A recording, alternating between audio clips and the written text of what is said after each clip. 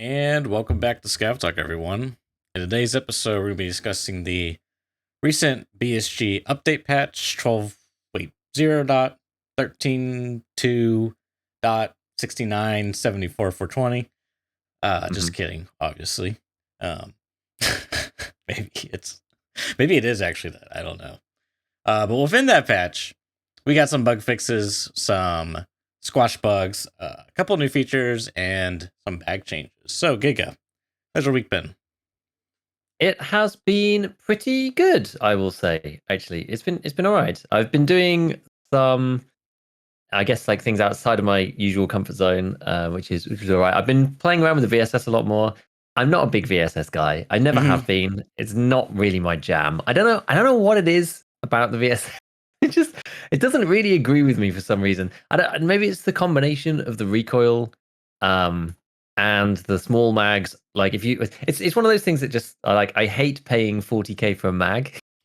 So it Yeah, just sucks. So I'm like, especially a I'll 30 make. rounder, right? Yes, I'm like, I'll take one then, I guess. But then the next time I forget and I just take a 20 and then I run out of bullets and the recoil's slightly too high and it sounds weird and the bullet drops really high.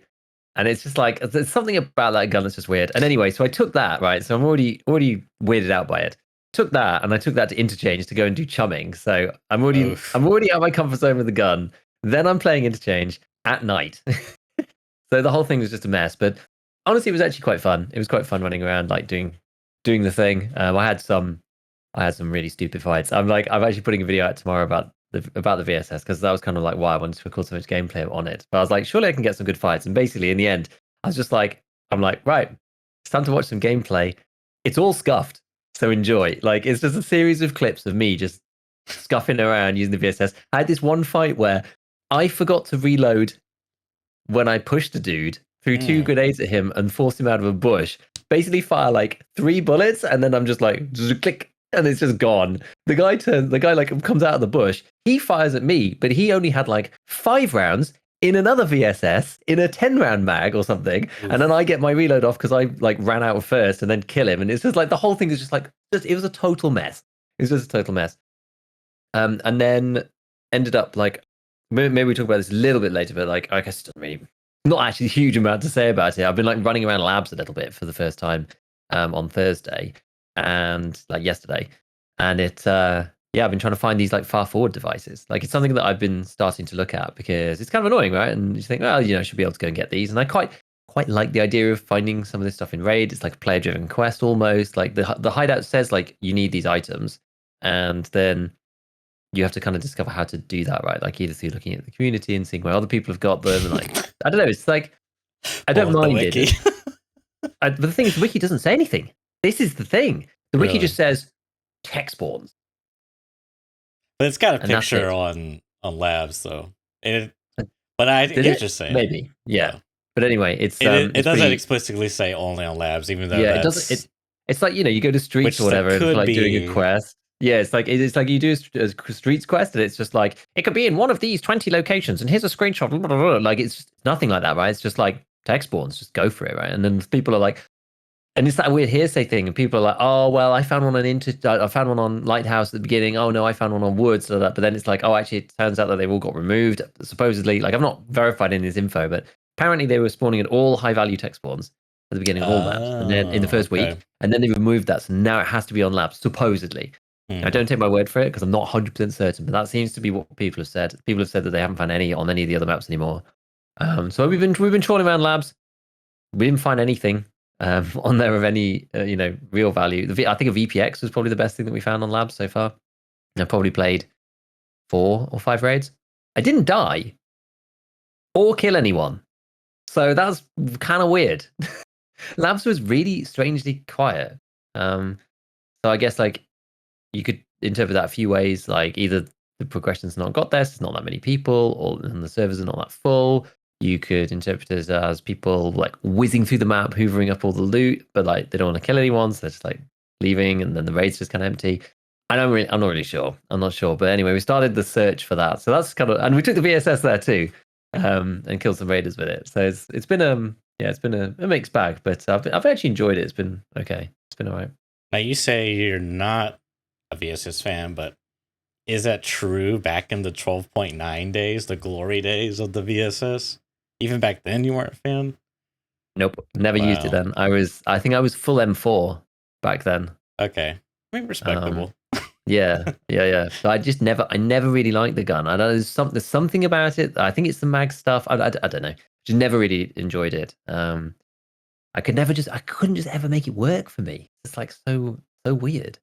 It's just so strange. And the same thing happens as well now. It's just like the bullets like got really good damage stats and stuff on Right. paper, and it's just people are just sponging it. And it's either the fact that I'm using some like I've used like a variety of different optics, and I quite like the OKP7, but it's like slightly offset, so maybe that was sort of part of the issue. And the bullet drop should be okay, but I'm not. It should be fine because it's slightly better than it used to be. I don't know. There's something about it, and it makes a really weird noise outside. Does that not put you off? It makes it like it has a really weird sound. It really does. And then you fire like 3 bullets, and the barrel's like glowing red hot, and the thing's at like 80 durability. Yeah. It's a very weird gun. It's a very weird gun. And yeah, I've played with it a lot, and now I'm ready to move on. I think Hmm. it doesn't agree with me. I don't know. It just doesn't agree with me. Yeah, so that's basically been my week. So have you been playing? You've gotten any raids in? You've just been watching from the sidelines, doing the thing, editing and all that. I'm cured, man. Tarkov free. You cured. I'm cured. Yeah, Tarkov That's free. you escaped. I've officially escaped. No, I mean I haven't really. I watched a few Tarkov related videos. Mostly to keep up on the updates and stuff, but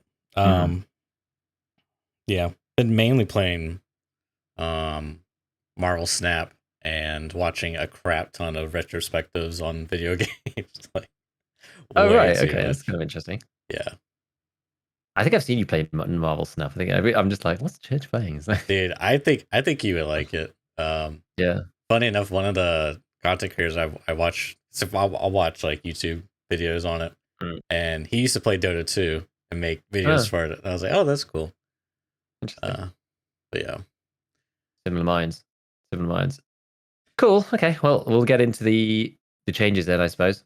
yeah. So yeah, they put out. I think it is. Oh yes, it is. Is 0.13.0.3. Oh, 3, got Um, it. and people were like, "Oh, there's 4 hours of downtime. Like there must actually be something to it," Mm-hmm. which there actually is. And there's a couple of good things. I mean, I don't know whether should we just like go through it in chronological order, just like what the way they wrote it, because we can skip over things that are boring. Yeah, let's get rid of boring things. The first one is like reworking the group system. Obviously, I've not used that right because I don't have any friends. But apparently, it's very very good. I've seen screenshots of it. Just strictly solo things. Yeah. But apparently, it's very very good. It's like, I mean, it's sort of ironic, isn't it? When it's there's like there's sort of the issues going on with people like grouping up, and they're just like, hey, there's a new grouping system. Everyone's just like, I don't group up with anybody. But anyway, that's a complete aside. We'll leave that in last week's mentality. So yeah, so this thing now allows you, as far as I understand it, to have a party leader. There's 5 slots like usual in the party, and people can join this party, and you guys could just be doing like whatever. Like if you're not the leader, you could be doing whatever you want in your stash and stuff until the party leaders like set the raid up. And then when you do the raid and finish, then you come back, then you're still as 5. I mean, it's pretty basic, but it's pretty cool. And then they've kind of extended co-op as well, it seems. So you can now have like 20 people in the raid. And but they only retained the 5 people. So if you leave the co-op raid, only like 5 are still in. But I mean, I don't think that matters. Like having 20 is like kind of neat. I haven't even played co-op with like a massive amount of people as It's of always yet. a lot of So people, so that's it pretty is quite cool. a bit. It's pretty Yeah, cool. it is quite a lot. So that could be cool. You could do like even more cinematic stuff. You can have like 10v10 kind of Yeah. things, which would be pretty neat. Like I should probably maybe do that at some point. That'd be kind of interesting. Then they have changed. Yeah, so everybody's holding off on doing this like sniper skill, hand in, and that kind of thing for the +3 sniper skill levels and anything like that. Shooter Born in Heaven. Yeah, like so Mentor for 3, Shooter Born in Heaven for 1, Tarkov Shooter 8. A lot of people have kind of held off because you were only getting like 0.6 of a level or something. They now fixed that supposedly. So if you need to hand in those quests, then you can now go and do that. Now, the next one, which I mean, this is a big one. This is the whole invisible players thing. So it says like fix an issue that caused invisible players and bots in raid. As of the patch actually dropping, it was not fixed. Like definitely not fixed. But invisible Then they done players. like it was the first raids people were in, there were people invisible. I didn't even know It was bots like, could be invisible either. yeah, I didn't realize that either, to be honest. But then there was a technical update that went through, like just a small couple of megabytes that went in, and now apparently it's a lot better. Again, this is like super hearsay. It's very difficult for a solo player to actually work out whether people are invisible or not. So like it's very Right. tough for me to tell you. I get like shot out of nowhere by somebody in the head. I'm just like, could I have seen them if I was looking the right way? I don't know. Like it's not really possible to tell. Obviously, the people who are seeing this issue are people who are grouped in teams because their teammates invisible. So that's the most. If there's a solo, it's just you just don't get that information. But so I think they're saying that it was now much less likely. Like maybe Nolan was saying that or someone. I saw some stuff around. But anyway, I'm sure if there's a problem, it'll still continue to be worked on. But it wasn't completely fixed when I was playing. So I was like, oh. I think I maybe ran into one guy because I got shot in the leg and there was a glass smash, but I couldn't see anybody. Didn't hear any gunshot, and it was like, oh, that's kind of weird. This is on labs.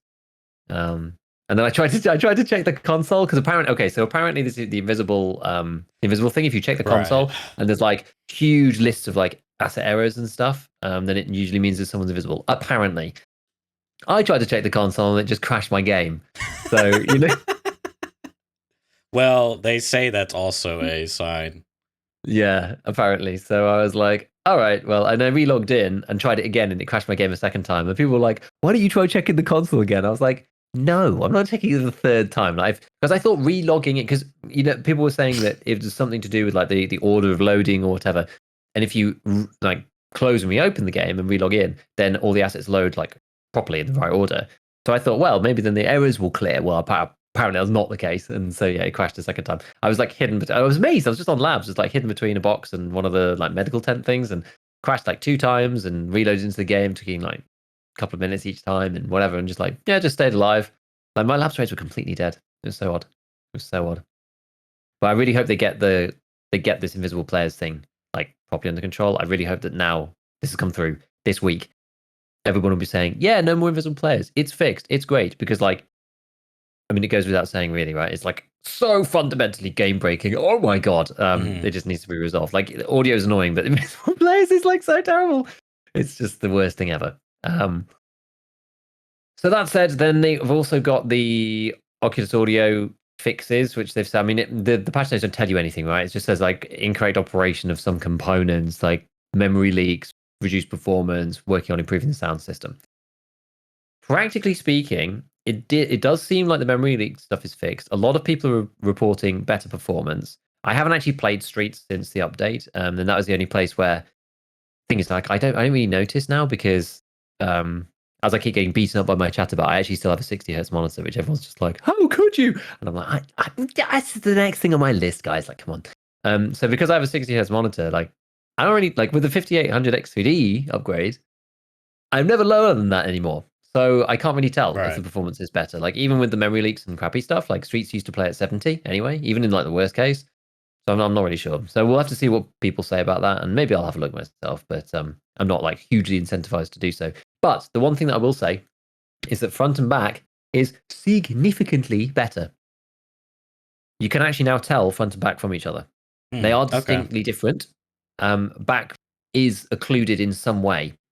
So I think the idea is, and Veritas actually put out a tweet basically saying it appears like HRTF that we've talked about before, the head-related transfer function, i.e. in non-fancy terms, the way that sound sounds different when it's coming from behind you because it has to go through the back of your ears, as opposed to sound sounding from the front of you because it comes through the front of your ears and gets like, caught like a little, radar dish or whatever.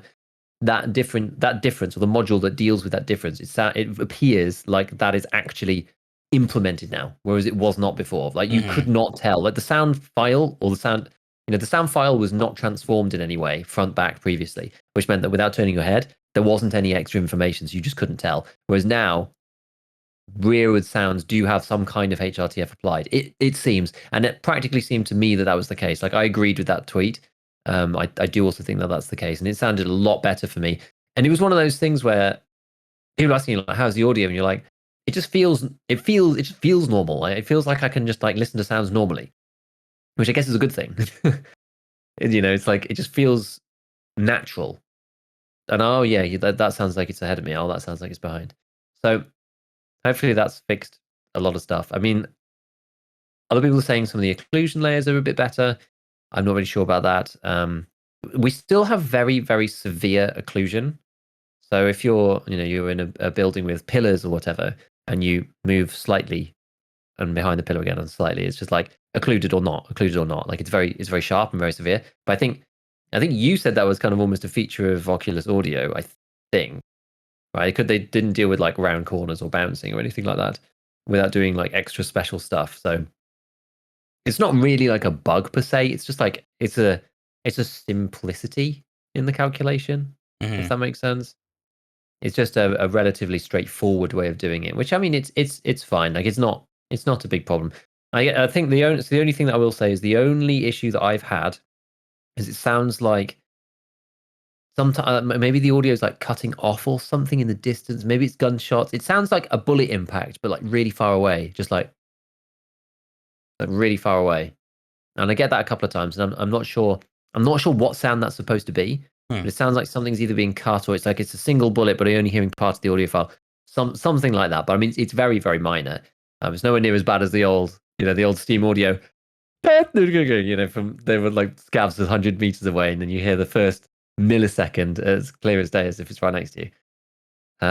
So yeah, I mean, I think it's a lot better. I think the audio is a lot better, which is good because really the invisible stuff plus the audio things are the two worst parts. Those are the things that absolutely need to get fixed. Um, the bullet crack bug doesn't seem like it's fixed because I had that yesterday on Interchange when I was outside. Someone was shooting in the mall, and then it was past my head. It was quiet. I don't know whether it's changed or not. I haven't had it a huge amount. So we'll see. The jury's still out on that. Jury is still out. I think that's about it. Did you see anything about sound yourself? I watched one Peg's Yeah. video a little bit. Okay. I just kind of like skipped through it, but it looked like the woods bunker now actually plays sound when you're on the outside, and it is occluded. That's Okay. good because previously you could like be having a gunfight under there, and like people above would like, you just wouldn't hear anything at all. Yeah. Yeah. And I think that I wasn't really paying close attention. I'd be curious That's to know if some of the occlusion stuff with like multiple walls, how that interacts on some of the maps. If that's yeah. still like I'm not sure. I'm not really Yeah, exactly. sure because like what reserve, Mm. interchange, and woods don't have the. I think Uh, Woods does. I think it was. it does. Okay, Yeah, I think because it's like the norm. I think it was like the basic maps. It was like customs, woods, factory, and streets. that's kind of weird All done. because wood always felt like you could hear people through hills. Like I kind of felt like Yeah. I don't remember that being like that in Steam Audio, but maybe that's because I had it off binaural sound, so maybe that's why. Not But sure. anywho, I'd be kind of curious to see how they've dealt with that and if what One Peg was saying in one of his other videos, talking about the work that's got to go into these occlusion zones. They have a lot of work to do as Hmm. far as either doing, uh, you know, rate like manually casting rays or some type of like ray tracing for audio, which would be massively resource intensive. So they probably don't want to do that. So at the end of the day, we got a ways to go, but I think it will be better given enough time than Steam Audio because it just all the signs kind of point towards Steam Audio being a dead end. So Mm. the worst case, we can always just get a new audio engine plugin like Wise Audio or something. Yeah, just start again. Again, it's fine. Which again, I just have to say this, just because I see it everywhere and it's really frustrating. But Hunt Showdown does not use Steam Audio; it uses Wise Audio. Yes, as we learned, I learned that from Spectator 6 when he was on this cast. So I can't tell you how many people I see just like, I don't know how that became like yeah, fact in the Tarkov universe, but it's just like one person said it and it just like everyone said it. I mean, I've probably said it prior to not knowing it. It's just kind of crazy. yeah, it is weird, isn't it? How that kind of information circulates and just spirals out of control, and it is odd. It is odd. I don't know. I don't know. Yeah, I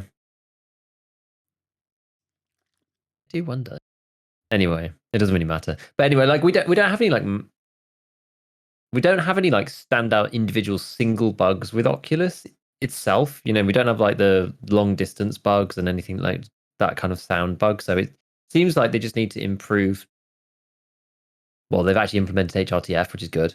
They need to improve that's a huge step, honestly. yeah, they need to improve the occlusion zones, and then yeah, we just kind of like work from there, right? It's just like slowly make the occlusion zones better. Like One Peg's Woods bunkers, they seem to have fixed something there because that's like an occlusion zones thing very specifically. And yeah, they just need to work through these other maps. I don't know whether they would ever tell us. I hope they would and say, "Oh, we did reserve now, by the way," or like Lighthouse is now done. It'd be kind of cool to know that rather than just, "Oh, we've just added loads of, we've done extra stuff. We've added more Oculus audio components." I feel like that's maybe what they will say. Didn't they mention labs in here about audio related to labs? Yes, that's actually next on the list. So it says, I mean, because they've got working on improving the sound system, adjusting the positioning of sounds on locations will continue in future updates. I mean, that's meaningless. But it says adjusted the geometrical sound positioning system on the lab.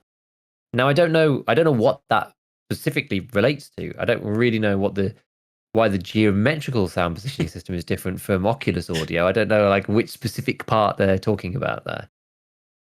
Yeah, I don't know. It's geometrical sound. It's I mean, when I was playing Labs, it sounded pretty good. Yeah. If I'm honest, but I don't play Labs much, so it's hard for me to make a comparison. Maybe Yeah, I don't know. Maybe it had. Yeah, I don't even want to begin to speculate. I don't know. Yeah, I really don't know. Then what?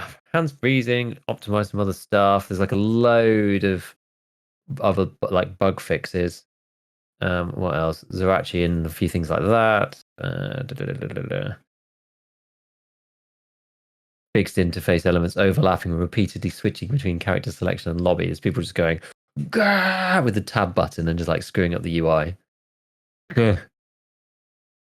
Some visual artifacts of the MVGs, the FSR have been fixed. So What were you going to say? Fix the issue that led to Fed's reputation loss for killing Zerachi and his guards as scav. Oh, that's actually not what I thought that was, but apparently there is a really weird bug, possibly interaction, intended mechanic. I don't know, but allegedly, if you're on a quest to kill PMCs on Lighthouse in that zone, or I can't remember the conditions. I'm gonna get this wrong, but I think I heard it from Jesse from the podcast, one of the earlier episodes, and you lose reputation when killing PMCs while crossing the bridge when they have their little thing out, the little beacon. Right. Which I don't know if that's yeah. I don't know if that's an intended mechanic or what, but it's kind of a weird. I thought maybe that's what that line was, but it wasn't. Because there's a lot of there's like what 3 or 4 different Zerachi lines in here. Yeah, exactly. All of which I kind of skimmed over because I was like, this is not relevant to like 99.9% of people. Mm-hmm. But I mean, it's that's fine. That's fine that they're updating it. But yeah, it's like fixed AI behavior, not attacking hostile players, and attacking players even with an activated transmitter and stuff like this. So it's just like whatever. Some revolvery stuff, and then the final part is fix the missing ergonomics penalty of some equipment, which, as we all know at this point, well, I say as we all know, as I know, and people who follow my stuff, or at least Logical Solutions and all the data peeps in general, it was related to bags. Bags now have movement and ergo penalties. I'm pretty positive that they do. Yeah. Well, no, are we positive that it's just the bags that were missing? Like missing those things. I guess his team would have caught any other changes, Yeah, right? So I think so. Yeah, I think so. Nothing else that anyone has seen. I think somebody would have flagged it if there was. okay. But yeah, so he said there was only bag changes, and I went to have a look and tabulated it myself. And yeah, so they it was really weird actually. They they added loads of random debuffs Mm-hmm. to all these things. Like it was crazy. The first iteration was insane. First wave was insane. I don't really know how that happens. Like it's very odd. It was like the BCP thing. You remember the BCP FMJ ammo thing where they like made the pen 55 by accident, and then they like it was 36, and then they made it 55 for an hour, and then they put it back to 35, and it was just like all a mess. I liken this more towards the recoil rework. It's like they do like a flat, like they send like a lackey and interns like, hey, you've never, you're not doing anything important. Go do this thing. They do their best guess at stuff, and then someone comes along, and maybe someone outside of BSG comes along. It's like, well, guys, like, I don't know who did this, but you got to change this. This is really bad. Yeah, CZ in chat is like, he's probably right. He says, it's probably just for testing the change, just a placeholder for testing the change, and then never got reverted to the final values or something and just got pushed or whatever. But I mean, yeah, originally it was like actually mental. You had the duffel bag, had like minus 10 move speed, minus 10 turn rate, and minus 12 ergo on it. Which, to be fair, I could kind of understand. Like maybe the duffel bag slinged across your, back is not the most ergonomic. It's not the best backpack, right? Yeah. I can kind of understand. But it was pretty extreme. It was very extreme. But I also found myself like kind of going like making the same argument, being like, I have run to the train station with like a sling satchel bag on, and it is not good. Yeah. Like I would much rather have like a bigger bag that's strapped around your waist and like properly across both shoulders. Exactly. With the same amount of stuff in it. Even if the bag is heavier, I would rather run with that than with a satchel because it's very awkward. Mm-hmm. Man, I made that train in record time. It was unbelievable. But anyway, yeah, the next one was like literally like 2 hours later or something, and I was just like, I need to basically do like it was like a 25. It was like 25-minute walk or something. Yeah, it was like a 25-minute walk, and I needed to make it in 12 minutes or something. And I just basically sprinted from my house. It was really bad. It was really bad. Did you pop a mule on SJ6? Yeah, exactly. You just need an SJ6 for the way. God damn it. Yeah, that was bad. It was one of those ones where, like, you just push yourself way harder than you actually need to because, well, that you would otherwise, because you absolutely have to make it. Mm-hmm. When I got to the train and sat down, I was like, I actually feel physically ill. Oh my God. So yeah, so they had like some terrible penalties, and then they reverted it so that it was a lot better. I mean, like the Burka got slapped, right? Originally it was like -7, -7, -10, and then it got reverted to 0, 0, -2. So a couple of them didn't get changed. So the attack 2 didn't get changed. That's still -5 move speed, -7 turn, and -7 ergonomics. And the Pilgrim. Do you have the spreadsheet? Can you see me a spreadsheet? Yes. I looked at it earlier on your YouTube, but yeah, let me just grab it. Hold on. Let's see this one here. I have this. But obviously, right, I tried to quickly put out a video on this thing because I was like, oh, because I was like going to be streaming straight after, basically, which is I was like, oh, I just need to put this out like as soon as I can. Wait, what's happened? That is not the link that I wanted. There we go. There, better. Yeah. So yeah, so I was just like, right, we're going to put this video out and we're just going to talk about it a little bit, and then 30 minutes later they were just like, oh, we've changed it, by the way. We've changed it.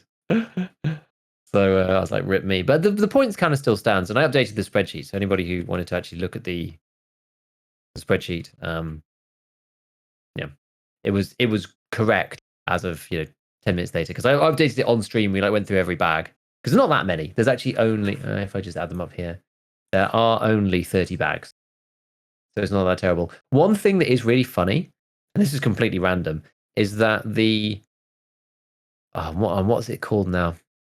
I think it's Tasmanian Tiger Trooper 35. That's it, because they added like Tasmanian Tiger stuff in the last wipe. The Trooper 35 still comes under body armor. So most people probably even like not really even seen where to buy this bag. Yeah. Which is pretty funny. I don't know why it's in there. I don't know why it's in there. But it's not in bags. It's in body armor.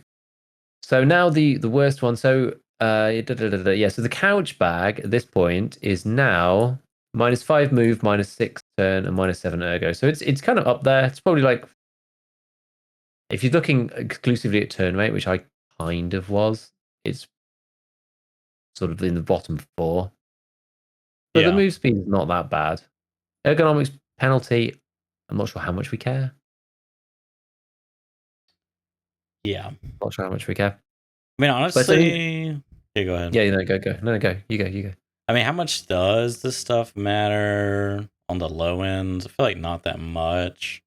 Yeah, not a lot. I mean, it's kind of interesting because like the burr cuts versus the day pack, 3-day pack, right? No, what's the other one? What is it? Where's it at? The other day pack. Here it is. Because it used like it's I don't know. It's the whole change is kind of weird because they used to have a move speed penalty prior.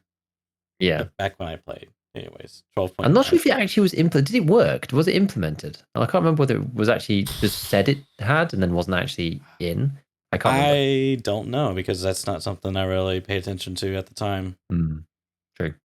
It wasn't until I mean I did at one point. I stopped using the scav backpacks because I would just use burr cuts, right? Because I remember scav used to have a 3% or something. I can't remember. And anywho, then they've introduced the weight system and they took it out, and now it's back in, which I don't know. It's just kind of confused, and it's kind of made a back with a fearsome vengeance too. It's got turn speed and ergo penalties as well.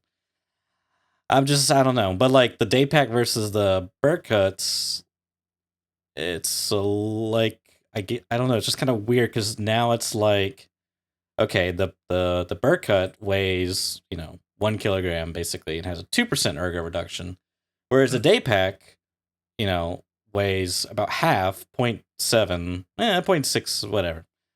But it has a move speed of 1%, a turn of 2%, and an ergo of 2%. Yeah. So it's like, does that kind of make them the same backpack, just with different penalties, which I guess is kind of interesting, but like, I don't know. It's just, I don't know. Haven't like fully sieved over. I don't know, like, yeah, what's the word? Not mold. I haven't like fully like chewed on the steak that is this change and fully thought about it. But my main criticism is I kind of just wish that everything was like simplified into just the weight system. Like your weight would just modify your move speed, turn speed, ergo, like as like a penalty thing. Whereas now it's like there's just like a lot of like minor things to consider, which I guess is good for choices, but I don't know how much it actually matters or if it's just going to be like an annoying thing. Yeah, like I kind of don't. The thing is, I don't mind. I probably mind move speed the least because it's kind of has an obvious effect, if that makes sense. And people do choose move speed modify, like they make their choices around move speed sometimes, like especially they used to, and you could see that with the armor and the helmet. Oh yeah, for sure. Like turn rate is obviously like we've talked about that before, and I'm going to talk about it a bit more in a second. But move speed is really obvious. It used to be a big differentiating factor between the gel armor and the Karund, for example, and even the Bagari rig and some of these other big ones like the Zabralo. It's slightly less impactful now, but still important. And so I feel like because it has an obvious outcome, that you can then make a sensible, informed choice about it and decide. Ergo, I feel is a bit more complicated. Even I don't think I ever really look at the ergo penalty really ever. Because even though it's there kind of as a choice, it's like, well, I'm gonna have to like actually go and really analyze like how different this makes it, because ergonomics is such a weird stat. Yeah. It's like, some guns like the MDR don't really Right. care what you do. You can stick on like the worst suppressor in the world and the RK2, and it like barely changes the ADS speed. Whereas Yeah. other guns are really sensitive to changes in ergo. Right. So you then have to kind of go, and you have to have that knowledge in your head at the same time. Right. Just It's sort of heuristically, it's like, it's not, you have to have that already in your mind. Then you're like, well, okay, am I going to choose 7 or 6% ergo versus -2? Like with the 4% drift, does that make any difference? Like, does it even matter? Like, that's the thing. right. Does it even matter? Does it matter enough? Yeah. You, you would have to know that your ADS speed, or no, I'm sorry, uh your arm stamina is affected by the weight of your gun in some way, which also is affected by your ergo, which is also affected by now your backpack ergo penalty. Like, you know what I mean? It's just like it's super. I feel like there's just like I'm not sure if there's a lot of depth to it, but I just feel like as far as like complexity, it feels like there might be a lot. I'm not sure if that much it matters because, like, I don't know. I almost Money. wish, yeah, I almost wish it was like a fixed thing, right? Ergo's fixed plus minus now. Like, I wish it was just like -5 ergo What, for all the in some ways. backpacks? Yeah, just like, well, no, it's just like whatever it is, right? Whatever the percentage number is, just make that a fixed number, for example. Oh, Or I is guess it? like what I ergo thought is it was a around. fix. Where's the percentage? Oh, is it? Yeah, I'm pretty sure. It's actually one thing I'm not 100% sure I don't about. But know. I think it's a percentage. I mean, it's listed as a percentage, but that doesn't necessarily mean anything. Right. It's listed as percentage, but I I mean, if guess I'm that's not. the Yeah, I'm not case, 100%. that makes it even Mm, weirder because then the lower ergo guns would get don't get less. hurt as much. It'd be really weird. And Yeah, if it's a it gets high, super strange. yeah. Yeah, yeah. No, it's super weird. But so the only like really interesting takeaway that I did say in the video, which I am going to do some more thinking about, and I might even do some more thinking about it like soon, like next week or whatever, was the fact that as I said there. So anybody who heard it, this is going to be a repeat, but I do think it's worth discussing like more openly. Now that we have another lever to move for the turn rate, because you talked about turn rate a lot before, right? Now it's kind of complicated, but this is another metric in game with the in-game turn rate percentage. Like, actually, I wonder if this is true. So if you had, say, you had -1% turn speed on your armor, and then you have -3 on your bag, that gets you to -4%. Would that be the same as 2 and 2? I don't really know how it combines, but you'd imagine that it would be. Say it again. If you're, I wonder how the turn speed, like the Like if turn you had a speed, it should just be additive, right? So like if your right, helmet's 5 and your armor's 5 and your I bag's 5, that should be 15. Whereas if your helmet's 0 and you're not wearing any helmet or armor, but your bag's -15, that should be the same. I would think in terms of sensitivity, like the sensitivity modifier. uh yeah, assuming that's again the percentage is additive and it's not a Yeah. percent per se. Yeah, well, I mean, if it's a turn, if it's a percent, even if it's a percentage, then that could be that can be fine. I'm gonna have to maybe like test it or something. I'm not really sure if I can, but I'll have a think about it. Because the only thing that I was thinking was like you have now a range between bags with 0 turn rate and bags with 9% turn rate. One of them was the Pilgrim though, so that's probably kind of annoying. So you probably really only realistically have 0 to -7% because that's the attack 2, because you can legitimately buy that. Because Pilgrim's not even on the flea anymore, so you have to only find Right. it. So you've got this 0 to 7% turn rate. So what you do is you load up Right. your highest turn speed kit, i.e. the one with the least debuffs, and you combine that with the attack 2. So say your overall kit gives you -3% turn rate debuff or something. You combine that with the attack 2 and that gives you -10. Mm-hmm. Well, that means that if you then wear armor with slightly more turn rate debuff, which gets you to -5, -6, -7, you could then combine that with a -3 bag or a -2 bag or a 0 bag even, Right. and get the same turn rate. So now if those things are additive and that works properly, which I don't know if it does, but if it does, then it means that you now have a much wider variety of kit, and you could choose your kits to be the same turn rate across different sets of armor or whatever, and that would allow you to run like a much wider variety of equipment. Because before it was really annoying, right? And you were saying it's just really tough because everyone's stuck using the same kit because each piece of armor and each helmet has like a very specific turn rate on it, and there's not really a lot you can do about that. Whereas now that we've got the bags there, you can kind of like buffer it or add more. Because as I said in the vid, the only thing that matters, like it doesn't really matter. It wouldn't matter if Tarkov had all the armors had minus 50% turn rate. It wouldn't really matter. It's the fact that the armors have different turn rates that's the problem. We don't really care what the absolute value is of the turn rate. It's the fact that it changes that's the issue. Because it's just otherwise it's just a scaling factor. So now you have this other metric to be able to add and take away from your armor and helmet turn rate debuff, so that you can achieve the same overall turn rate across all the kits that you run. So you can run like the lower turn rate debuff bags with the heavier armors, and the higher turn rate debuff bags with the lighter kits, and you achieve that. You could set a number so that like maximizes the number of kits you can run. Like minus 8% or something, and then you always run this helmet, this armor, and this bag. Then this helmet, this armor, and this bag. And you just have like a grid of all the possible combinations. So you always have the same turn speed. That's my idea. That's one way of going about it. I think that might be quite cool. But this wasn't possible before, right? Because you couldn't modify it with the bags, but now you can. So I think it might end up being a positive. Yeah, I just feel like if that's the takeaway from the system, I don't know. I mean, that's not really the intended outcome, but it's the emergent player behavior. So exactly. There you go. So I'm intrigued. I'm intrigued to start having a look through all of these different ones and being like, okay, so if I go like Ratnik, Gajal, and this, then if I go Bagari and like Ulak and this, like what bag do I need to compare it to? Like how many different armors can I get in this range of like 0 to 7? No, I mean it sounds like an interesting thing. I mean it definitely sounds like something.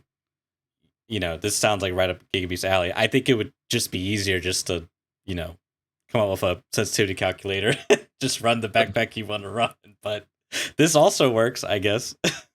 I just thought this was easier because of what you were saying before about like all the changing sensitivity and stuff. Because this is because it's all phrased in terms of in-game turn rates. Well, you don't need to do anything other than a couple of simple mathematical additions. Yeah. The nice thing about the turn rate modifier is allegedly it's only it is only affects your hipfire. So like your turning speed. So it's a lot easier to keep that consistent. If you only care about the hipfire, it's a lot easier to keep that consistent. Yeah. So that's nice. Yeah. Okay, cool. So that is the bags. Right. What is it next? What is next? Is there any other interesting stuff in the bags though? It's got to be something. I mean, I'm looking at. I don't know. Mechanism looks pretty good. Low weight. I mean, given they didn't have any debuffs before, I don't really think it's that interesting. I mean, almost all of them, like pretty much all of them, are 3% or lower on every metric. I don't know if any of them really like stand out particularly. Yeah, as we said, like there's some of the bigger ones. Attack 2 is like -5, Why is -7, the Pilgrim so bad? Favorite. I guess it's a scav item, yeah, it's so it falls into that like category, right? It's the big version of the lol kek, it's the hiker bag. But like this is why it's like it doesn't make sense to me. That doesn't make sense though. Because it weighs 3.4 and it has -7 turn speed, but the couch weighs 6.3, almost twice as much, but only reduces by 5%. Like and it just has less penalties across. Like I don't know. It's just that's what I mean. Is like it just kind of feels convoluted. Yeah, but maybe there's some interesting, stuff to be had. I'm not really. I'd have to like sit here and hyperanalyze everything. Yeah, I mean, it didn't seem that. I mean, I'm not super bothered now. Like I came up with a couple of suggestions for when it was the old one because they were more obvious, but now because they're less obvious, I'm just not sure if it matters as much, to be honest. I mean, like, what's kind of like the biggest bag? Like the Trooper 35 is probably the biggest bag that you have the lowest turn rate on. It's like 35 bag, but it and weighs it's only -2. 4.2, which I don't know how It much does. weight matters now that they've done the changes to weight. So that may just not be It matters less. It matters less. it may just be a non-factor. I'm not sure. This is the Right. thing, is I can't tell if it's like enough to like swing me on something. You know what I mean? Mm, Um. yeah. Yeah. So it kind of just ends up being like a counter. It's like they did the changes to the penalties. They made them less, and then they like re-added them in via the backpack, which is weird. And so Yeah. now it's like it's kind of make if you're like a couch. Let's say you run a pilgrim and you drop your backpack. It's like the difference is gonna feel pretty massive, which is Yeah. another That's annoying maybe a part. bit of a problem. Yeah. So now you're just gonna have to make sure that you have a bag where you can take two. So you take one inside the other. So you do this. You do the tab discard. So you keep your bag on empty, and the old Yeah. bag goes out. You also don't make any sound either. So it's actually technically, True. technically optimal to do it that way. There you Dude, go. if that's the emerging play There's behavior, the Giga oh my solution. god, There that's you gonna be go. amazing. There's the Giga solution. Two bag meta. Yeah, could that Two actually bag meta. work though? It would actually work. Well, I It would mean, actually work. it works, but is it actually like reasonable, right? I'm trying to think. I mean, I you think it might be for could, the small bags. For as like to the Burkett say, size bags, the I think day it'd be okay. pack or the Burkut, you could do. The beta. Just Oh, you have can't stack betas. Damn. you just go like Scav BP inside a Burkut or whatever, because you just pick the cheapest bag that you can fit in there, So Scav BP inside Scav BP inside a Burkut. You heard it here first. Yeah, that's interesting. That's funny. I do like that. My favorite one actually that I'd never really looked at before, because I've never tabulated bags, so I was kind of interested to look at it because I just like haven't ever really bothered. I was like, I don't even know how many bags there are, to be honest. It's something that I had thought about looking into for some kind of like insurance frauding kind of thing, like which bags are non-standard and stuff. Because like you run into them like the Mechanism and some others like this, and think like, oh, that's kind of cool because like people can't take my armor or whatever because the slots on the bag are like weird. And I was like thinking about that, but I hadn't put anything together on it or anything really. It was just a thought in the back of my head when I used them a couple of times. And yeah, just like going through them, I was like, oh, what is this one? The nice Com 3 BVS. Like I knew it was the Bird Eye backpack because it's got like the big radio on it. I was like, this is really strange because I've never really looked at the statistics for it. And it's like, it's 15 kilos, dude, because it's like covered in radios. I was like, what? And then I opened it up and it's just like 2-slot, like 6x2. Yeah, that's weird. It's like super weird bag. I never even looked at that one before. It's very, very odd. I've actually been running, I got one in the scav case, and I've been running the what's it called? The takedown, the one that's 3 wide and like super long, which is really, really random, like kind of funny. It's just entertaining. It's been like fun to run. And then the dude who I had that like weird VSS fight with, he was running the VSS with the takedown. Like after I'd stopped using it. I think maybe I did die or something. I can't remember. Or I put it away or whatever. And then he was like using like almost, it looked almost like my kit. I was like, that's really odd. But then the guy was wearing like an MMAC, and I was like, oh, that's a mistake because he's got like a 3 wide. Yeah. And like however long thing, but he's wearing a 3x3 rig that's like really efficient. I was like, no, you don't wear the MMAC with the takedown. No, you need to go for like the NAM2 or something. Something that's 4x4 because you can't fit it in. And that's the whole point. I was like, no, this guy's he's blundered. He's blundered. Take it all. Take it all. I thought that was quite funny.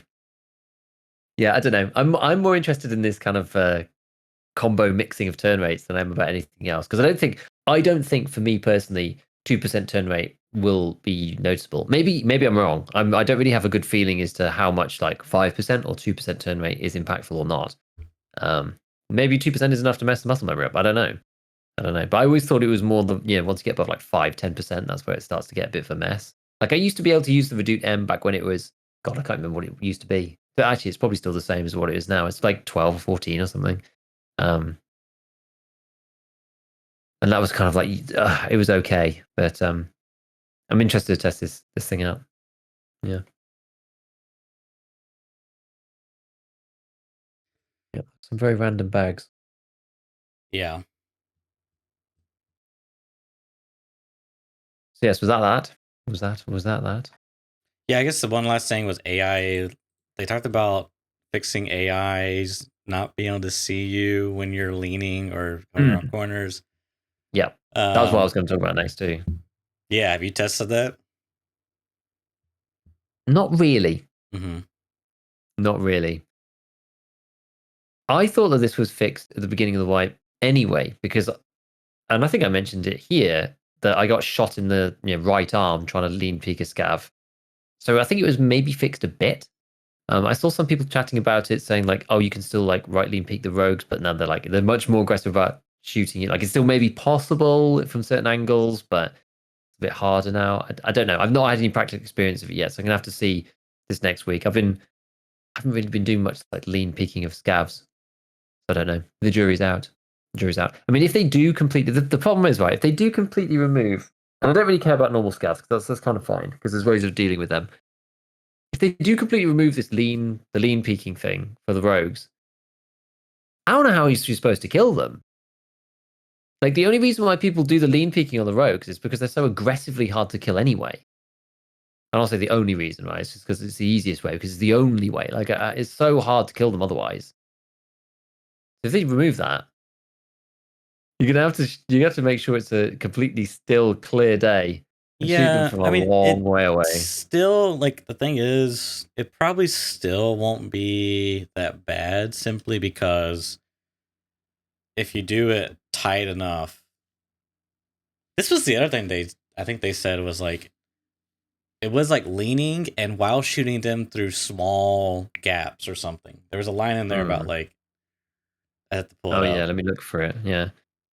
which Uh, was like, oh, this is really concerning because now it's like, are you like, depending on how because they could have done it one of two ways. They could have done it where like, you know, essentially any line of sight you get shot at, which would mean like if there's a gap in a wall and you're walking past it, you just, get aimbotted, which I assume is probably not how they did it. They probably did where if you know, aggro them, so to speak, then, um, that sort of like kicks in to where now they'll shoot through those gaps or shoot when you're lean peeking, which I guess. probably still isn't that big of an issue on the lean peeking side, simply because if you do it right, they can only see like your arm, so you would only take damage in your arm. So Mm. unless they got off like 5 or 6 consecutive shots in the arm, you might be fine. So just go for the one tap headshots. It's kind of a hard thing to say. I don't think it's like the end of the world, so to speak. I'm not sure why they prioritize this. Like I don't know. It just like kind of like the whole AI discussion is a kind of a cesspool, honestly. But It's a um, tough one, yeah. So I mean, the specific line says, "Fix the possibility of killing bots without them returning fire whilst leaning and shooting from narrow openings or hard to see covers." Is what it says specifically. yeah. So I mean, that's kind of my guess is they will now recognize where you are and aggro you. I guess because Yeah. previously you were they probably operate on like your you know hitbox slash skeletal bone, and since they can't see that core part, you're just kind of like invisible to them. So maybe now they can actually see other parts like your arm, Yeah. etc. Gonna have to see. Gonna have to see. I've not done much rogue fighting, so I don't know. And I hardly ever do that lean picky thing. Like usually with scavs, I tend to abuse like the movement and the positioning with them and their like small delay reaction. That's usually how I Yeah, kill but scavs. Is not is that really normally like, abuse? well, as in, okay, it's the mechanic that I utilize to kill them. Yeah, Usually, like I feel like that's a I don't normally do built-in. lean peeking. Yeah, I Yeah, don't normally do the lean lean peeking. peeking That's thing correct. is probably abuse, quote unquote. But as you Yeah. said, I I also don't know how you kill him because allegedly I have not played. Okay, Lighthouse. I don't plan to for a long time, but supposedly if you shoot at them from really far away, they will aggro back and shoot back at you. I don't know if that's Really? true No or way. not. I don't know. Yeah, someone's gonna have Yeah, to I'm not sure. confirm or deny that. That's nuts if that's true. Like the scuffed 60 durability M4. Yeah, I 855 don't coming know. you from 500 I feel meters. like it's not true, simply because. But I don't know. I don't know. Are those clips old or new? I don't know. I guess if you one tap them, I don't know. Someone's have to Yeah, I don't know. correct the record on that. But anywho, okay. So Cool. the big one, Giga, Mm. the Scuff Mm. Talk 2.0. ScavTalk. The the RMT stuff, the continuation from last week, because we just opened the Pandora's box at the beginning of last week, right? Mm-hmm. When we were talking about it. So I guess like, well, to be fair, I actually feel I don't feel as in a dark place, which is nice. But I mean, so where we at? We've had like, so Terratex and Vibin is still, they're still currently temp banned. There's no appeal, apparently. There's also been the story of Quattro Ace as well. He's like a long-time OG on the Russian community side, who is also temp banned as well at the moment. Like, who knows what's real and what's not, and what's people are saying. Like, there's three like completely different stories. The Vibin one is like probably the most like out there one, which is, that's like the headline, I would say, because he has received some crazy viewer kits. I Right? just And there's flashed one up on the screen. I love. Okay. It's such a meme. So he's like smiling. There's all this gear. And Yeah, a pop yeah. up is like you've been permanently banned. So yeah, so there's a screenshot that's floating around. I'll post it in chat as well. So there's a screenshot that's floating around, which is like basically of him like receiving an insane viewer kit. And the issue with that is, so there was like a DM. There was like his DMs with the community managers, and they confirmed that it wasn't for viewer kits. His like suspension, right? Which then brings into question, like, well, what do they think is viewer kits? Do they think that that's not a viewer kit? Like, is that a viewer kit from their perspective? Like, does BSG think that 3 slicks and a load of BP and 9 or M855 or whatever it was, yeah, M855A1, do they deem that not a viewer kit? So I don't know. I'm like, maybe the dude did RMT to get it. I'm not sure. Like, it's hard to know. So no one really knows what they've done. Terratex claims complete innocence. And he's said that he streamed the entire wipe on his account, and you can track like the ruble count on across the stream, like everything's public, and he doesn't know what he did, which is his case is a bit more weird because of that. I don't really know. And then the Quattro case, the story for that is that Quattro Ace, he just, he takes kits and stuff these days and just like, messes around, has fun, whatever, goofs about. Someone traded him across the flea market like a black key card, I think. And it's like the conversation, I don't know the details, but the conversation went along the lines of, how did you get it, whatever. And the guy admitted like, oh, actually, I bought it on RMT. And he was just like, oh crap, and he deleted the card on stream, went to the Russian community managers and was just like, yo, this happened, like I'm worried about what might happen here. Apparently this was way before Vibin even. This is like this is the first one, but none of us heard about it because he was trying to sort it out in private. Like, fair play, props to the dude for trying to keep it on, just let like not make a huge deal out of it and maybe get it resolved. And so yeah, he went to the community managers and was like, this has happened, I've deleted the thing, I've done what I think I needed to do to resolve the situation. And then sometime later he's like 60-day timeout as well. Yeah. So yeah, I mean, it's not really, I don't know. It's weird. Like like a billion people have got involved in this. Like even Pestley's got involved, saying that BSD needs to be more transparent. It's weird because like I totally agree. It's such a tricky one, right? Because it's like this is a really big issue, and the communication is not very good.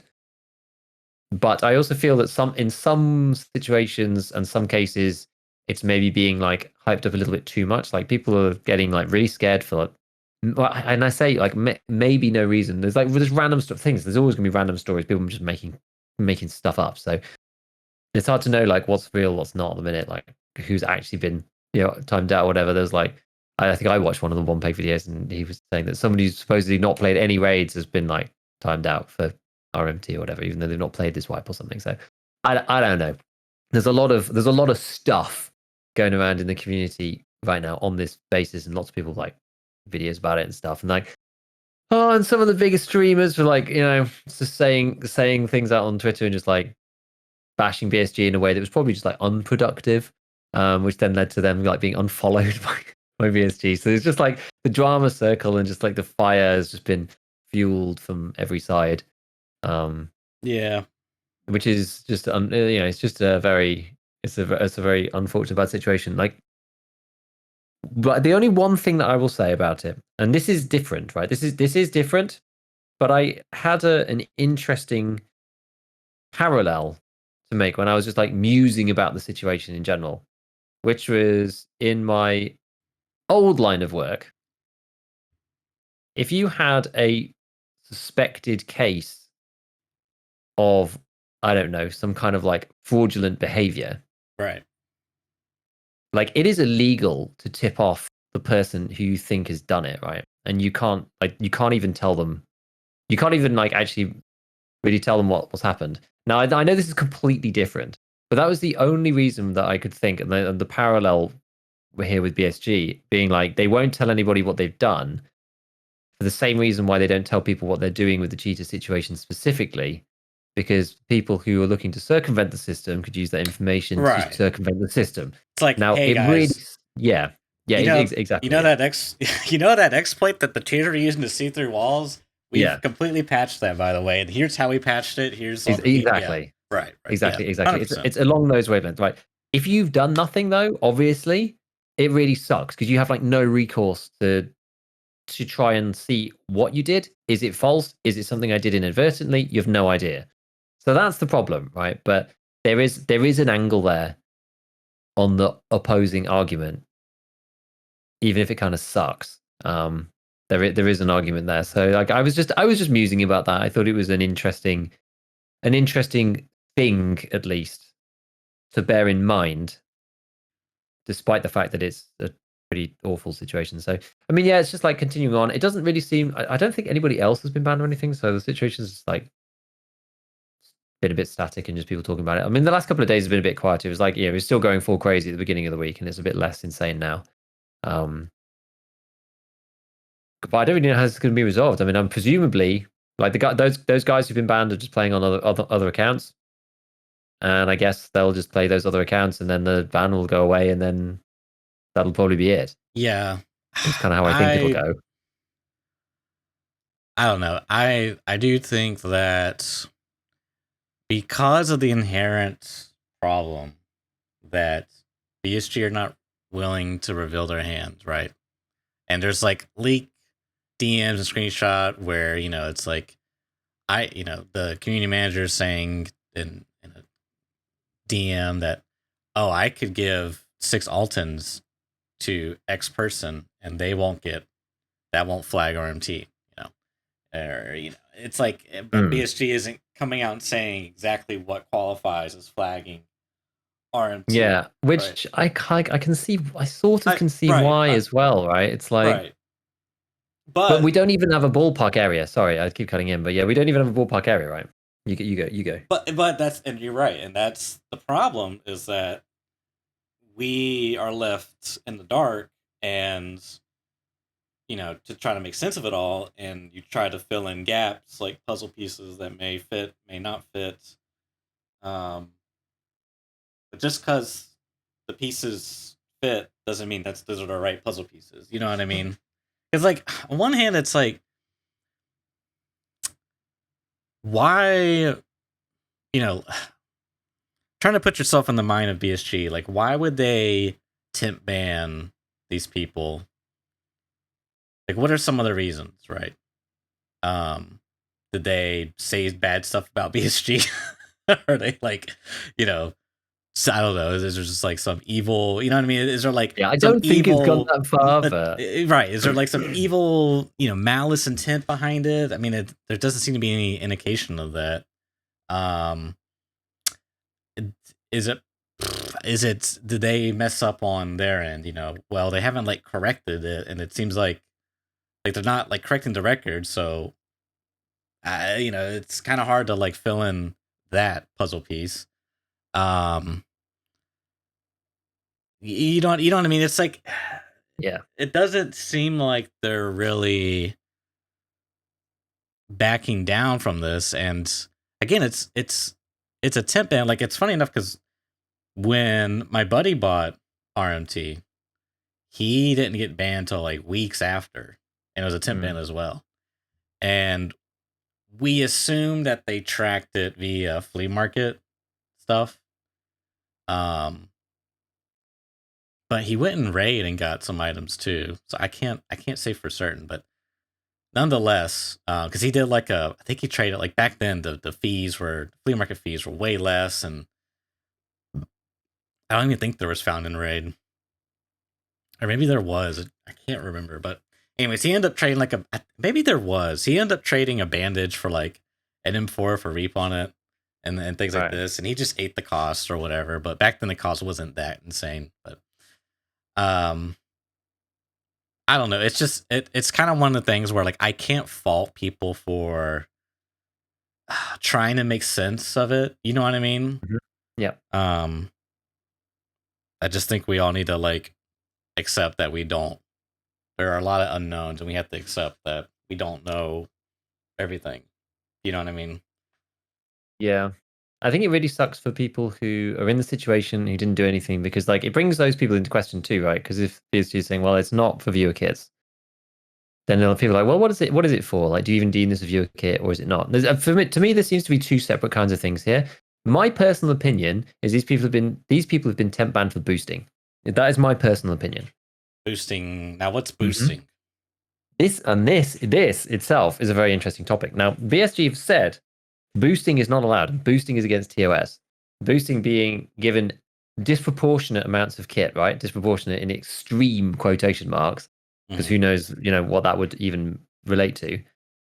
That you didn't have, that basically you didn't, achieve yourself or whatever, because they've never liked that.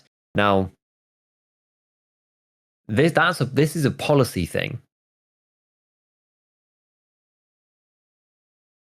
because I guess like buying a black card for like something of very low value,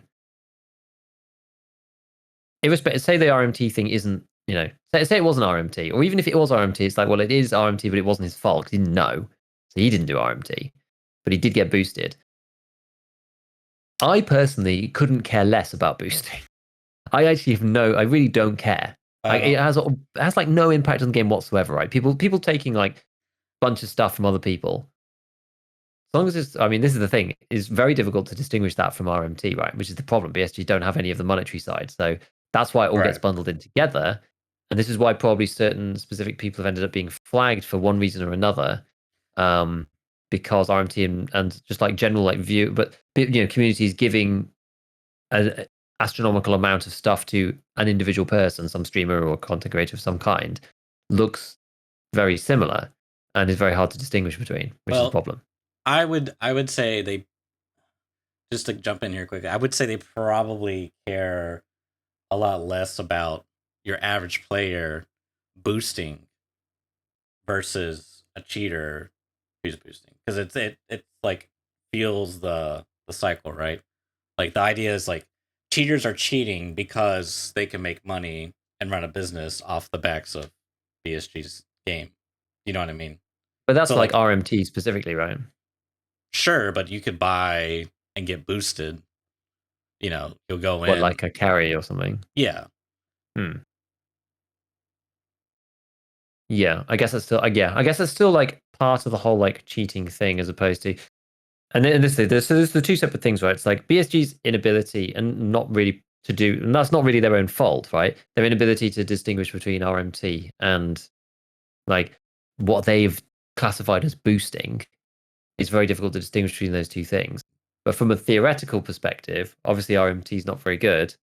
Boosting, I don't really care about. Like, if a streamer takes a load of stuff from their community, like, I just don't really care. If like a guy takes a load of stuff from their buddies, in general, I don't really care. Like, it doesn't bother me really.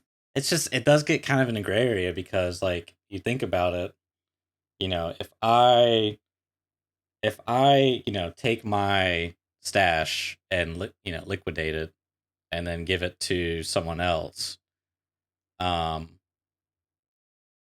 I don't know. It's just like how is BSG not going to see that I did like a 38 million transfer of rubles from my account to another account through the course of however many instances, and not suspect that there was RMT involved? Wouldn't that put my account now, like, me dropping my buddy a key or whatever? I mean, again, you can't do that, but me dropping my buddy like a graphics card so he can put it in his farm or whatever. That's probably not a big deal. But the large stuff, it does kind of like raise a flag. Like, okay, was there money involved behind closed doors? And then that leads to, okay, were these people cheating? Like, you investigate the accounts that are involved. Like, you know what I mean? It just, I get what you're saying. Like, in a vacuum, like, who cares, right? Who cares if you help your buddy out? But I guess perhaps the large, that's why they have that line there about extreme, maybe, if that's actually in. But I'll pull up the TOS because I've been looking at it a lot recently. Man, is it? God, I they have don't a think lot of it's even that power. specific, is it? As far as I knew. I mean, they can basically do what they want. Like Yeah. within the guns of the game, they can basically do whatever. Like, I think the TOS is almost meaningless, personally. What do you mean?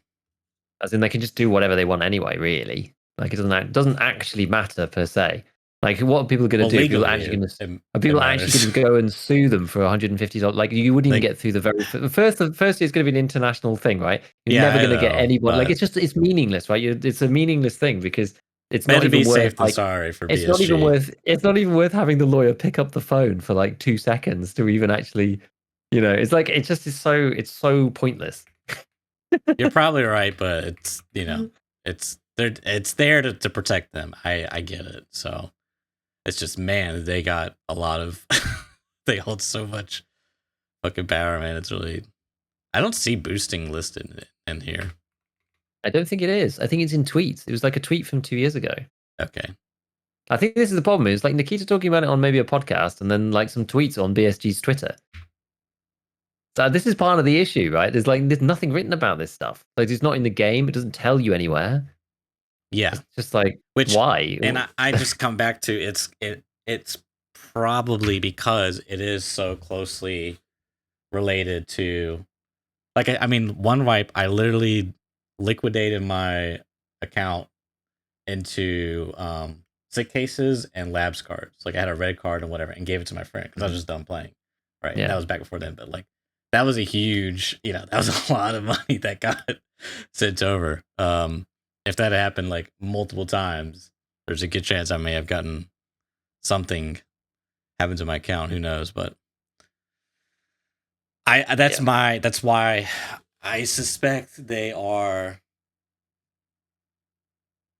doing the things they are doing because they are so adamant about keeping. They want to have their cake and eat it too.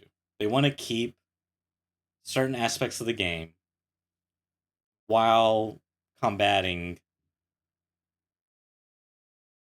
human behavior that arises from those aspects of the game. The whole economy. They want like this deep, what's it called? What's that one game called? That's got a crazy economy. Why can't I think of it? Space game. Uh, Whatever. They want like this, real life economy. They don't want the real world economy mixing into it. But like, it's just kind of like I don't know. And then because they want to have such a war about it, like, and it makes sense too, right? Like, this is affecting, if your game is like perceived as infested cheaters, and it's already a difficult game, a hard game to get into. It's just not good for your bottom line. So it makes sense why they're doing this, battle, this war. I mean, Nikita literally said, like, comrades, we are in a war against these pizzas. I don't know. It's just, it's unfortunate. But I suspect that those people were banned because, as you kind of said, that some form or fashion, whether, intentionally, unknowingly, whatever, they received RMT. I mean, again, I suspect, because like my friend, he was banned, right? But it took him a couple of weeks, Mm. and he was only banned for like 60 or 90 days. I don't remember what it was, but to me, probably right, because you think about it, it's like they could just look at bandages and like how would they catch my friend, right? They can't see the monetary side, right? Yeah. It's not like they're going on, rmt.com and looking at these. No. So but there's got to be something they can see in the game, right? So let's assume unless PSG are running a website. stop. Stop. You're giving them That'd be way you're too giving big them brain, ammunition. That'd be way too big brain. So there's got to be something they can track in the game. So it probably takes them some time to confirm that this transaction was fraudulent. I don't know the mechanics of that, but I presume that's possibly the case. Because why? If they could see it, happening, like, did it really take someone 2 to 3 weeks to sift through the data? Like, there's got to be some system involved. Yeah, for sure. I mean, for me, it would just be kind of the asymmetry between the two items, right? They've got the in-game item prices. They can see the big difference. That's super easy for them to calculate and see what transactions look weird, like things that are going through at completely different levels. But then you don't want to just go like, "Oh, you did the trade, bam, instantly banned." Exactly. You don't want to tell people like even by the timing of the ban, you tell people what they did.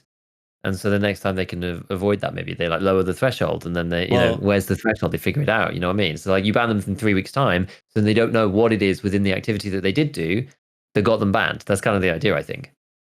That could be it. That could also be if the bannage alone isn't enough, right? I saw this because you could accidentally. What if you mistakenly what if you were just new and you did the transaction? Wouldn't that suck if you got banned because you just did the wrong trade on the flea market? That'd be a terrible system, right? Yeah. It could be a thing. I don't think so. I suspect is they're looking for some type of confirmation, right? Like we need to confirm that this was actually an RMT occurrence and not a legitimate trade. You know what I mean? Maybe, yeah. They gotta have something because you can't just be. I mean, I guess you could, but it wouldn't be good for your game if you're just passing out bans left and right. Which makes this whole scenario really interesting because there is like 3 relatively, TRX is kind of maybe probably more popular in EU. Vibin, I really don't know, but like Quattrace is like fairly popular mainly because of Veritas's video, where he's just like featured Quattrace gameplay and how he looted and stuff, and Quattrace also just like a front player. But like, let's assume that all these guys are legitimate. They didn't like actively partake in any RMT, right? Somehow they got caught in the crossfire of it all. I don't know. Yeah. This is like kind of bad PR for BSG in a way because it's like, oh, they're passing out bans to streamers, but like they're doubling down or not really like correct anything. They're not taking a stance. I don't know. It's just kind of a weird time in Tarkov. Yeah. I mean, the ramifications are, it's just like, what can you do? Do people know? Do people feel comfortable, grouping up and stuff? Because the one extra little thing about it was like, so the Totex one I thought was the most interesting right before, because he said he didn't do anything, and the only thing that he had said that he could see that happened was he played like a scav army raid or something with like with one of the guys who was also playing with Vibin or something. So there was like a really like weak link there or something like that. And so basically people have got scared that if they're going to play with other people, and those people have been doing RMT, that they're going to get flagged because they're playing with cheaters or with RMT people. That's probably like the worst part of it. I think nobody really knows whether they're going to be safe or not, and like you might just get handed a 60-day ban and have your account wiped. I don't think so, because me and my buddies, we've traded tons of stuff in right. Like we used to trade GPU bitcoins like prior to that, to like the found and raid stuff. I mean, even now we probably still would have done like the GPUs are like an easy trade item because they hold their value. You can put it in your farm. But was that with your buddy who did the RMT? No. So that's like But that's different, even right? why is it different? I was saying like people is because you don't know who's doing RMT and who isn't. So that's why people is like But scared to why? buddy up with people. But why would I get banned if I traded with him, with the buddy I who don't bought I don't RMT? know. Don't ask me. But like, think Don't about ask me. it. But that's what people are worried about, right? Because it seems to be what might have happened in some cases. But like, why?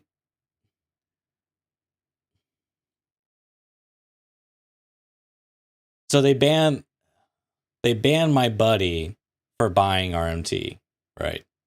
Yeah. So why would I get banned for trading with him? Because Do he's a they? flagged account.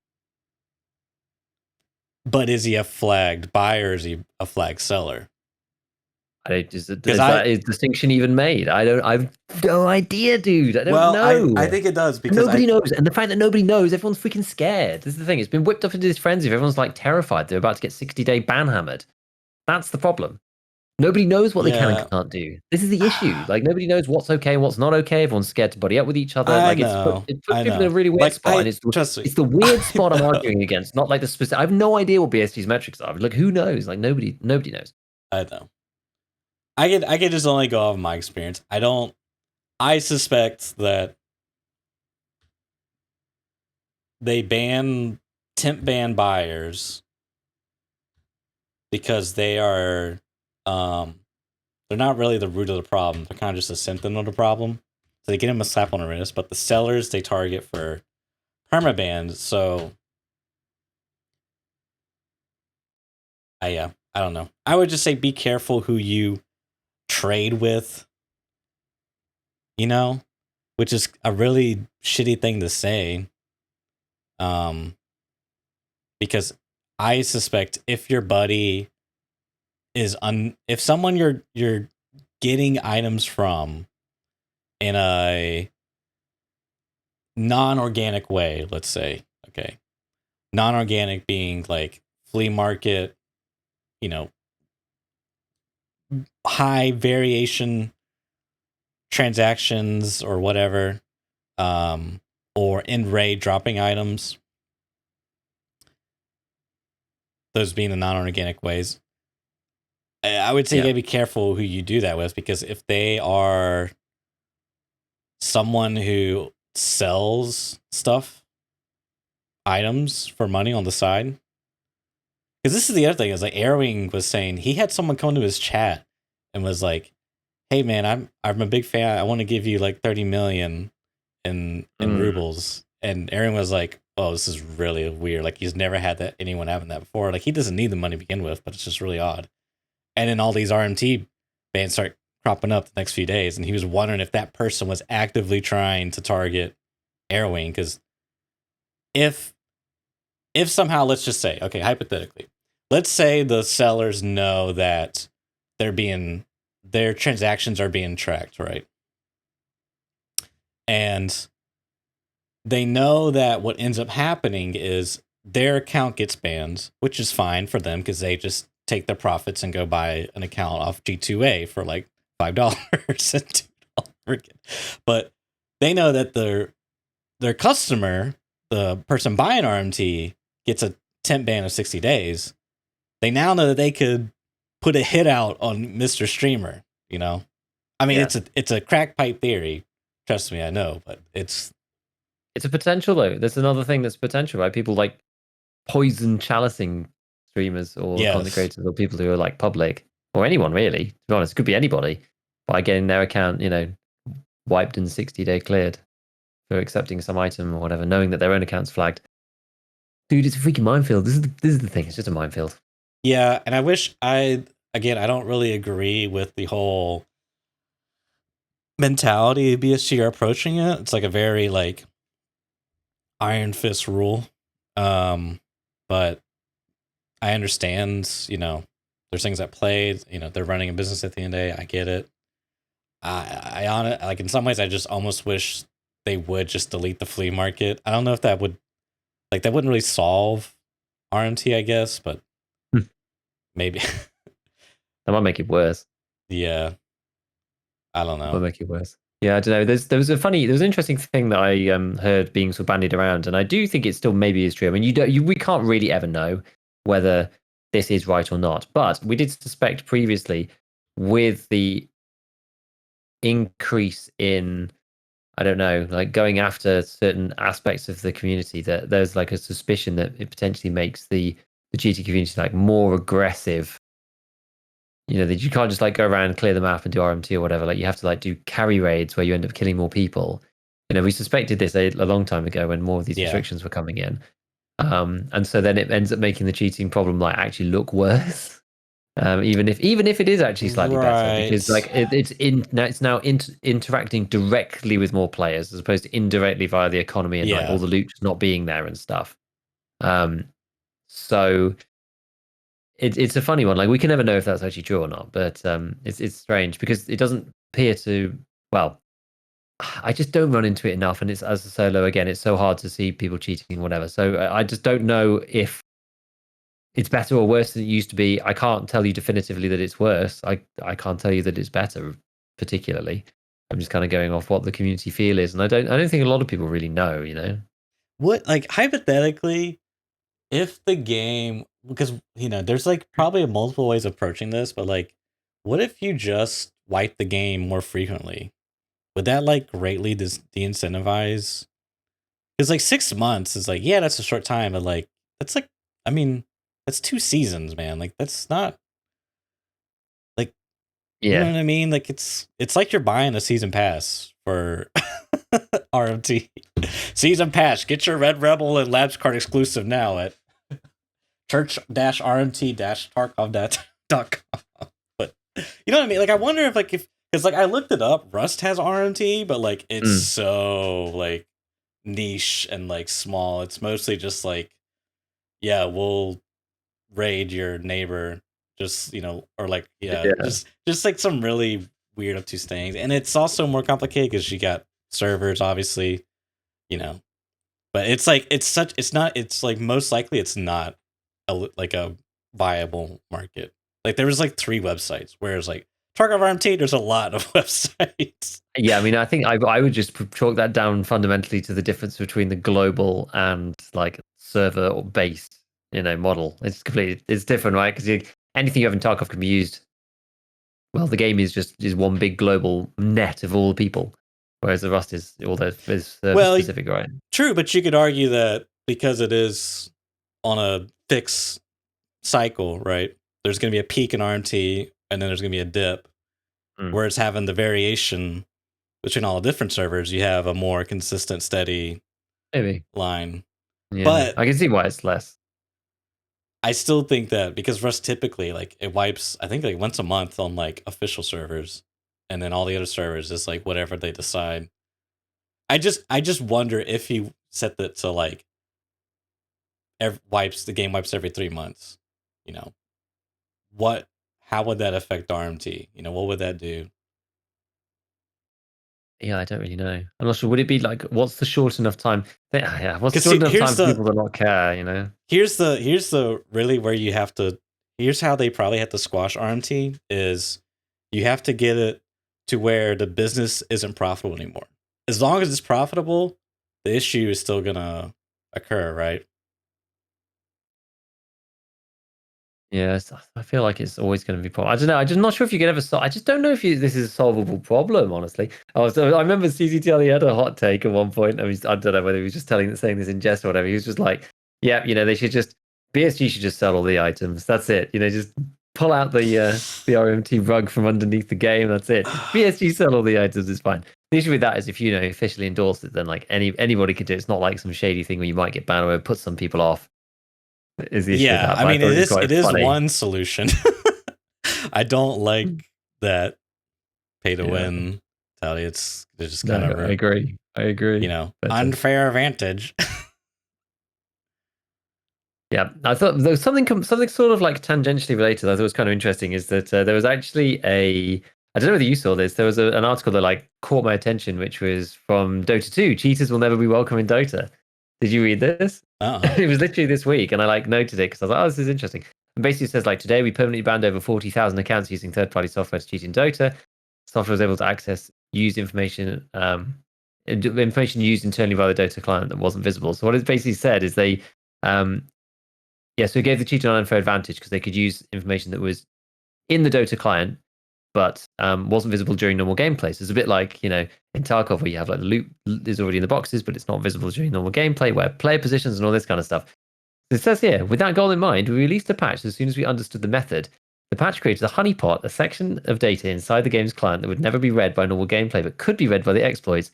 Each of the accounts banned today read from the secret area in the client, gives us extremely high confidence that every ban was well deserved. Cool. I was like, that's genius. It's like actually genius. It's so good. Yeah. So good. I do want to just like quickly comment on some of the comments from the last ScavTalk, in that I am not a all-knowing being.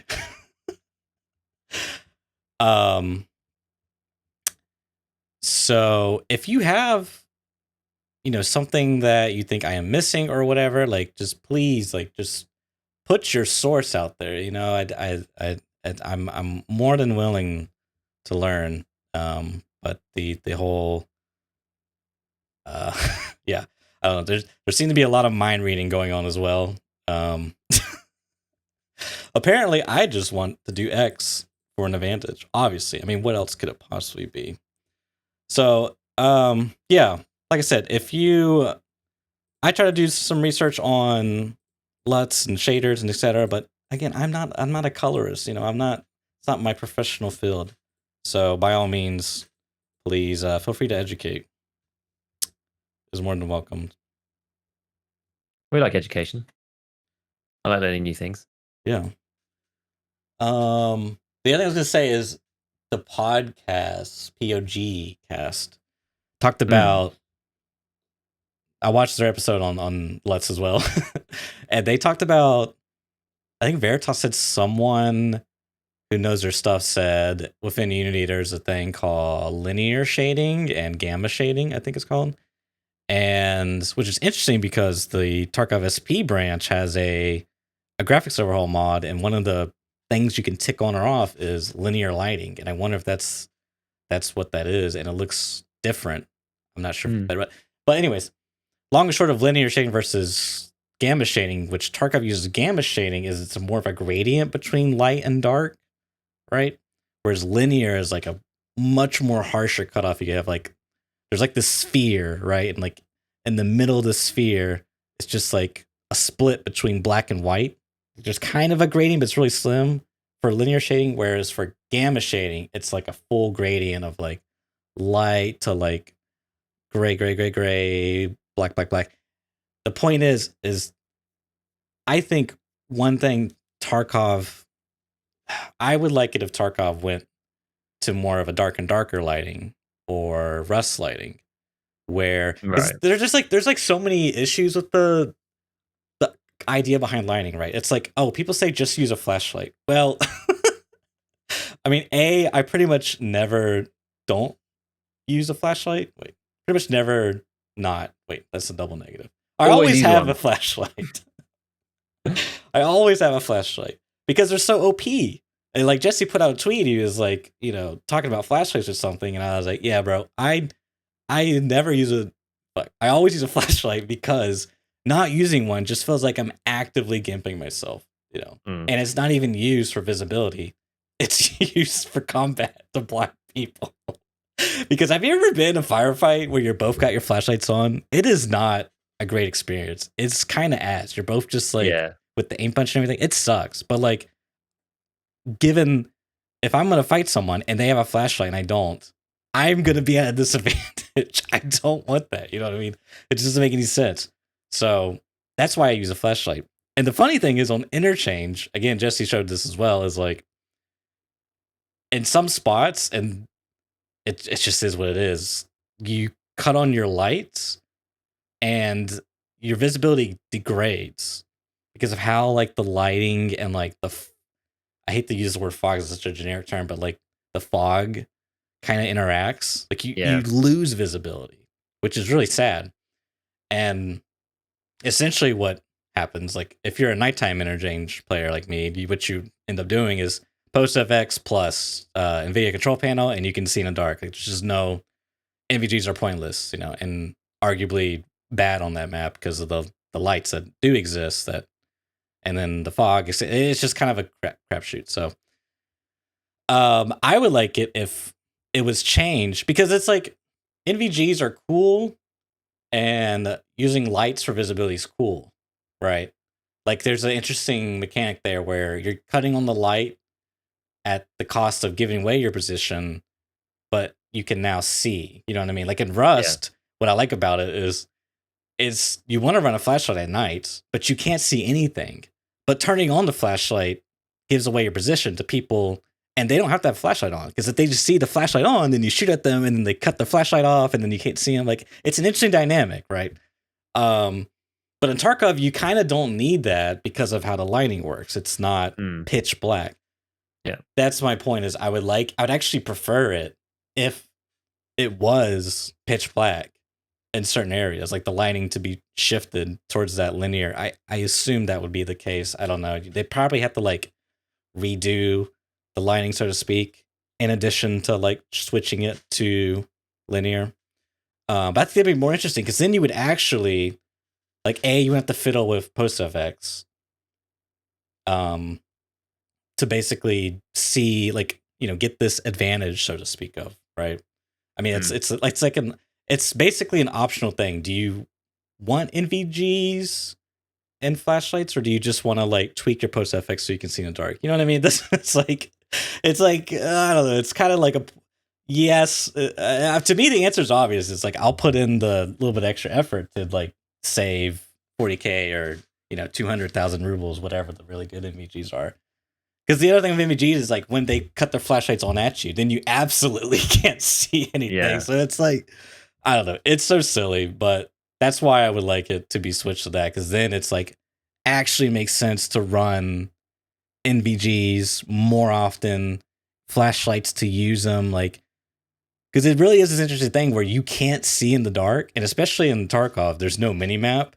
So like you could be completely lost, and then you're like, I guess I gotta call my flashlight, and then you call your flashlight, and you're like in the middle of the mall, and everyone's just like, oh, there he is. Yeah. No, I did actually start using a flashlight on interchange properly because I'm a relatively, I don't know, I'm as far as people go, I'm pretty anti flashlights because I just find like I just screw it up and I just give my position away, and then people they somehow manage to kill me anyway. Like I know what it looks like. I've been on the other end of it all the time, and I'm just like step out with the flashlight on, and it's just like instant headshot. And I'm like, how is that even freaking possible, dude? I should be like half your screen with white, and it's just like, no, you're dead. And I'm like, it's insane. It's insane. So I don't really like them that much, but I did start using them when to change because even with the gamma settings changes, like even fiddling around with the monitor, like some areas are really hard to see, especially when scavs are shooting at you. Really tough. So I've been running VSS with the flashlight on, and it's been a lot better. It has actually been a lot better to do that. So it's just I wish that they didn't bloom so much. That's the problem. It's just you can't even see where the flashlight or where the person really is because there's just so much bloom on the flashlight effect. That's the part about it that sucks. Like I don't know whether it was Jesse or someone else who's like sending in like some Rust screenshots as well of what happens if you're being a torch shone on you, and it's like really quite obvious, blatant. Here's the torch.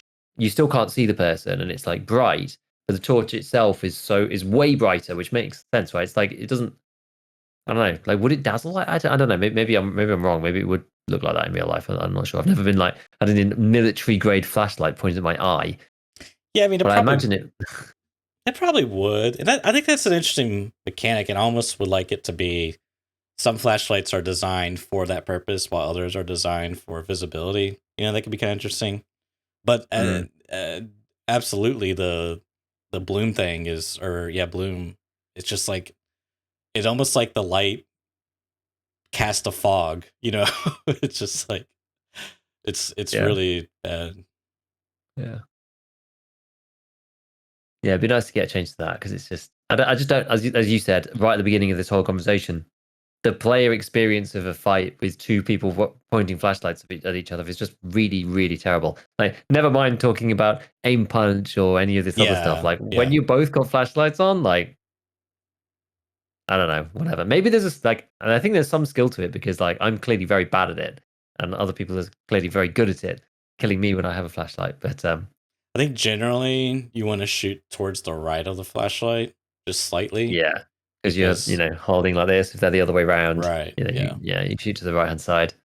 I did hear about some cool shenanigans where you like put flashlight just on the floor like down the dorm's hallway or whatever, so it looks like someone's peeking, and you just have it on like you just throw it a couple of times so you can get it in the right position, and then if it's on, it's like it's on the whole time. You can do that, and then you like hide in a different room, so people are like pre-firing this like flashlight and stuff, or like a laser or whatever. I really miss the the blind fire move.